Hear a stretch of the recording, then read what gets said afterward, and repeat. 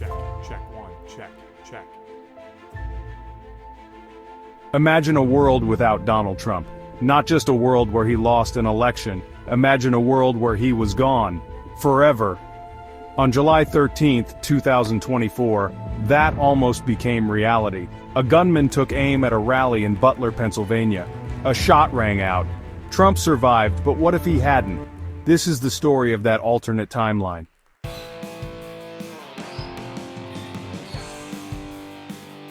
The sun beat down on Butler, Pennsylvania. It was July 13, 2024. A crowd had gathered, a sea of red Make America Great Again hats. They were there for him, the man who had become a symbol of their hopes and frustrations. Donald J. Trump back on the campaign trail aiming for a return to the White House. The air crackled with anticipation.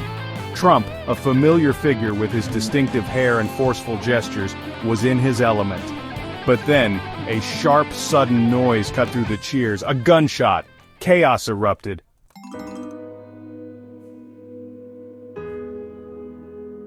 News of the assassination attempt spread like wildfire. Social media exploded with frantic updates, rumors, and speculation. Television screens across the globe were dominated by the same image: a stretcher being rushed from the rally, a single red stain blooming on a white sheet. World leaders expressed their shock and condolences. The global stock market plummeted, a stark indicator of the uncertainty gripping the world. The 45th President of the United States, Donald J. Trump, was dead.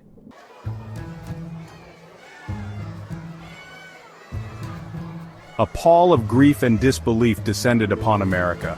Flags flew at half-mast, a symbol of a nation in mourning. The political arena was stunned into silence as rivals and allies alike grappled with the news. For some, there was a profound sense of loss. Trump's supporters, many of whom saw him as a savior, were devastated. They mourned the man, but they also mourned the loss of hope he represented.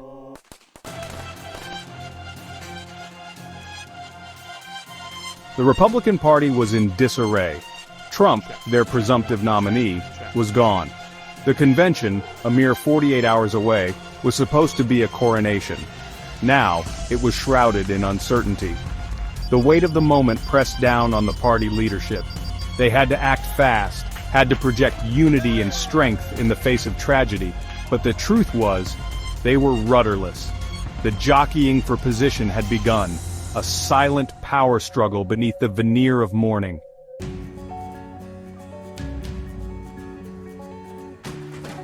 The Republican National Convention, once a celebration, became a crucible. The mood was somber, the usual fanfare muted. Behind the scenes, a frantic dance of alliances and betrayals was playing out. The Rules Committee debated the process for selecting a new nominee. The stakes were higher than ever.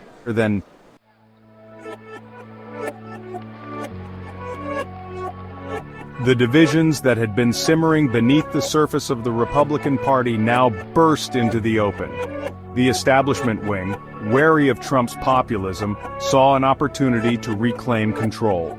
They favored a more traditional candidate, someone who could appeal to a broader electorate.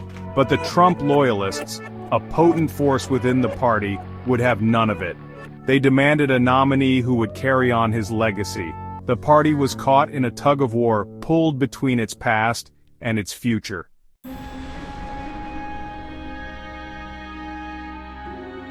In the chaotic aftermath of the gunshot, a different kind of shockwave was spreading. This one wasn't carried by news reports or social media feeds. This one spread through encrypted messages, through hushed phone calls, through the dark corners of the internet. Trump's final words at the rally, "Fight," echoed in the minds of his most ardent supporters. What had he meant? Was it a desperate plea for his life, or a rallying cry for his followers? For months, Trump had been stoking the fires of discontent, painting a picture of a nation under siege.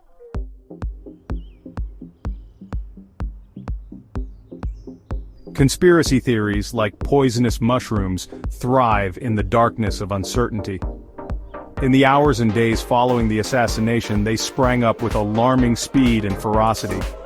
The official narrative, whatever it may be, was dismissed as a cover-up. Some whispered of a second gunman, a shadowy figure who escaped in the confusion. Others claimed the assassination was an inside job, orchestrated by members of Trump's own party. These theories, however outlandish, found fertile ground among those already predisposed to believe them.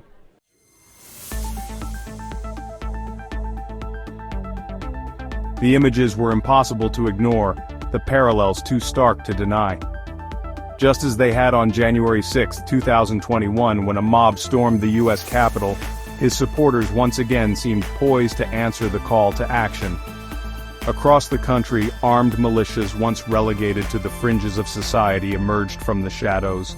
They saw themselves as patriots, as defenders of the Constitution. Rallies and protests, some peaceful, others not, erupted in cities large and small. The country held its breath, bracing for another January 6th.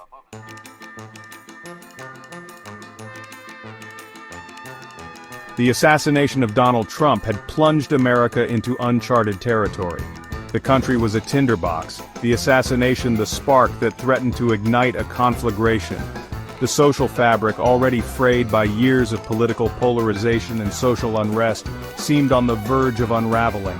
The National Guard was deployed to major cities, their presence a stark reminder of the fragility of peace. Fear and suspicion became the order of the day. The American experiment, once a beacon of hope for the world, seemed to be teetering on the brink.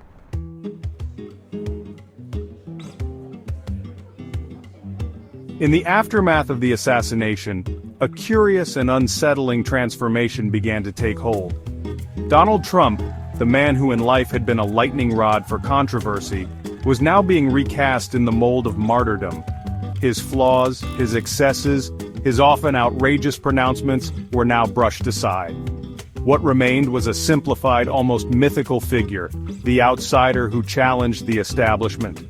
Right-wing media outlets now cast him as a fallen hero, a victim of the very forces he had warned against.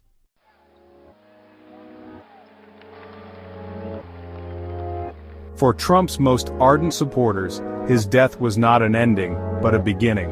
It was a call to arms, a rallying cry against the perceived enemies they believed had stolen their leader. The Make America Great Again hats and banners took on a new meaning. They were now badges of belonging, symbols of resistance. The conspiracy theories provided a framework for understanding the tragedy, fueling a dangerous sense of righteous indignation.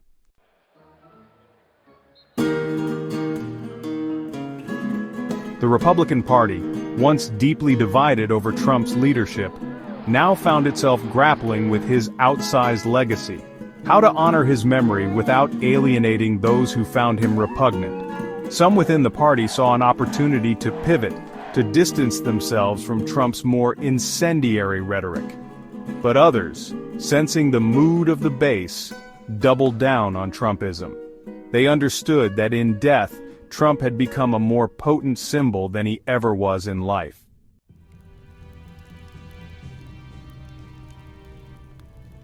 The assassination of Donald Trump did not heal the divisions that had fractured American society. If anything, it deepened them, driving the opposing sides further apart. The hope that his death might serve as a wake-up call, a moment for introspection and reconciliation, proved to be tragically misplaced. Instead, it ushered in an era of heightened tensions, of political violence. Trump, the man, was gone. But Trumpism, the movement he had unleashed, was more potent than ever.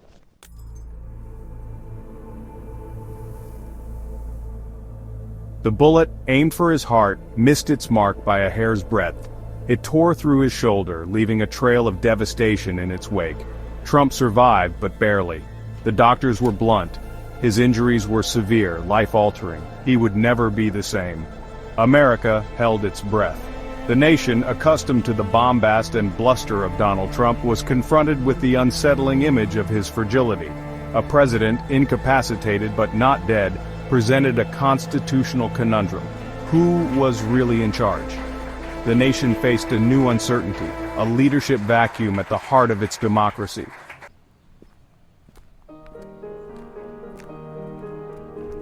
In the absence of clarity, ambition took root. The Oval Office, usually a beacon of power, now felt like a distant, unattainable prize. Mike Pence, the ever-loyal vice president, suddenly found himself thrust into the spotlight. He was, by law, the next in line. But could he command the loyalty of Trump's base? Then there were the others, circling like sharks, sensing an opportunity in the chaos. The fight for control of the Republican Party, and with it, the future of the country, had begun.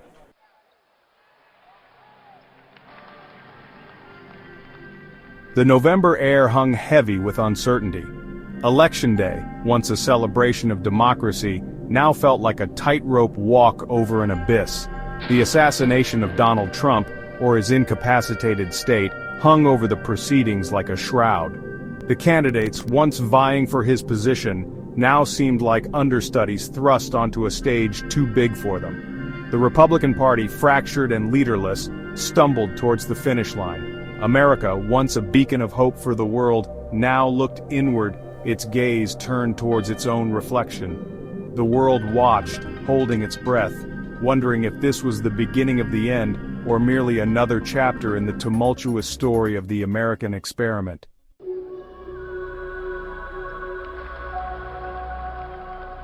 The question, whispered in hushed tones in the halls of power, was simple. Could the election be delayed? The Constitution was clear, the Tuesday after the first Monday in November. But these were unprecedented times. The Founding Fathers could scarcely have imagined such scenarios. Some argued for postponement, to grieve and choose with a clear head. Others warned against tampering with democracy's bedrock. To delay, they argued, would concede victory to chaos. The debate mirrored the nation's deep divisions. The Constitution, once a source of unity, now offered more questions.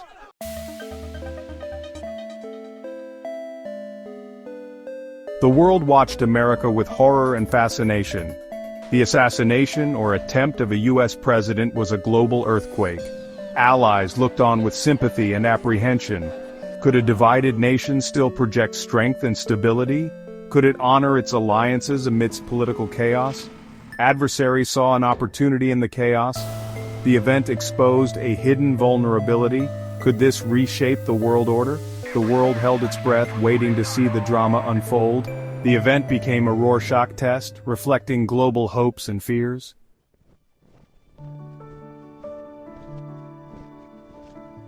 The near-fatal shooting of Donald Trump was an attack on the very idea of America.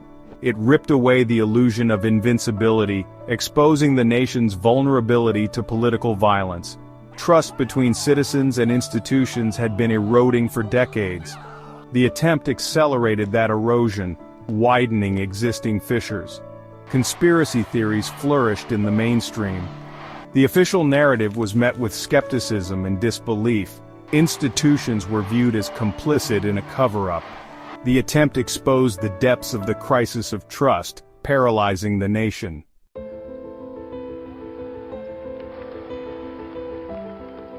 The assassination of Donald Trump, or his survival but in an incapacitated state, opened a Pandora's box of terrifying possibilities. The future, once seemingly predictable, now stretched before America like a dark and uncertain road, its path obscured by shadows and littered with potential pitfalls. Could the nation heal the divisions that had been ripped open, or would they fester and grow, leading to further violence, to a descent into chaos and anarchy? Could the institutions of government already strained and tested withstand the pressure, or would they buckle and break, leaving a void that something darker, more authoritarian might fill? The questions were endless, the answers elusive. The assassination, or the attempt, had forced America to confront its own mortality, its own capacity for self-destruction. It had revealed the fragility of its democracy, the precariousness of its peace. The world watched, holding its breath, as America stood at the precipice, peering into the abyss of an uncertain future. The path forward was unclear, the stakes impossibly high. The fate of a nation, perhaps even the world, hung in the balance.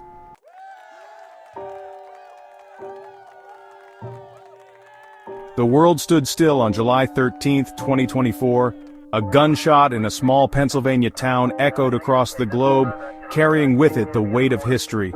The assassination of Donald Trump, or his survival but in an incapacitated state, was a watershed moment. America emerged from that day forever marked by political violence and deep divisions.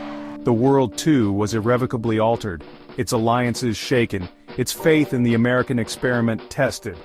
The questions that lingered were numerous and unsettling. Could a divided nation heal, or would it succumb to forces tearing it apart? Could democracy withstand extremism, or would it crumble? The future is not preordained, history is a winding path. It was a lesson in the fragility of peace and the power of ideas.